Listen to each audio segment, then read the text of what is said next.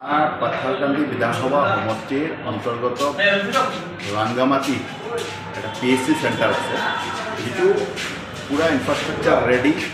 আমাৰ সেইটো ষ্টাফৰ কাৰণে এইটো বন্ধ হৈ থাকিছে। আজি আশ্চৰ্যজনক, ইয়াৰ যিজন পাব্লিক ৰিপ্ৰেজেণ্টেটিভ হয়, তেওঁ ইয়াৰ বিধায়ক হয়, তেওঁ আজিৰ দিনৰ মন্ত্ৰী হয়। এজন মন্ত্ৰীৰ সমষ্টিত এটা PHC চেণ্টাৰত যদি বন্ধ হৈ থাকে এইটো বহুত লাজ লগা এটা ঘটনা। তেওঁ আজিৰ দিনত আমাৰ ডিষ্ট্ৰিক্ট হস্পিটেলৰো চেয়াৰমেন হয়। আজি ডিষ্ট্ৰিক্ট হস্পিটেলৰ ICU বেড আছিলে 25খন, মানে 5খন বেড চলি আছে। আপোনাৰ ICUত যিটো ইমাৰ্জেঞ্চি বেড থাকিব লগা হয় সেইটো নাই, অক্সিজেন প্লেণ্টটো বেয়া হৈ যায়। তাৰপিছত আপোনাৰ চাইল্ড ৱাৰ্ডত ভালকৈ ফেচিলিটি নাই, ভেকচিন নাই।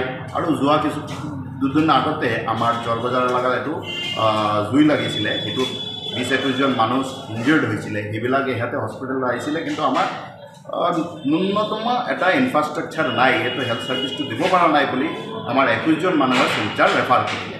এজন মন্ত্ৰী তেওঁ যদি এইটো সমাধান কৰিব নালাগে, তেওঁলোকে ক্ষমতা ক'ত দেখায় যে আমাৰ বিজেপিৰ ভোট নাদিলে অৰুণোদয় কাটি দিম, আমাৰ বিজেপিৰ এগেইনষ্টত কথা ক'লে জেলত পুৰি দিম, সেইটো তেওঁ ক্ষমতা দেখায়। তেওঁ যদি ক্ষমতা দেখাব লাগিছিলে চিভিল হস্পিটেলখন ভাল কৰিব লাগিছিল।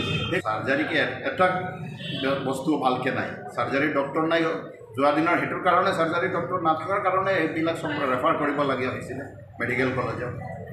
আমি ভাবোঁ যে এইবিলাক অতি শীঘ্ৰে যদি আমি এইটো PHC চেণ্টাৰটো আৰু আমাৰ চিভিল হস্পিটেলটো, যিটো আমাৰ ৰাংগামাটিৰ PHC চেণ্টাৰ আৰু এইটো চিভিল হস্পিটেলৰ অৱস্থাটো যদি ভাল নহয়, আগামী দিনে আমি ৰাইজে এইটো ব্যাপক আন্দোলন কৰিম বুলি স্থিৰ কৰিছোঁ।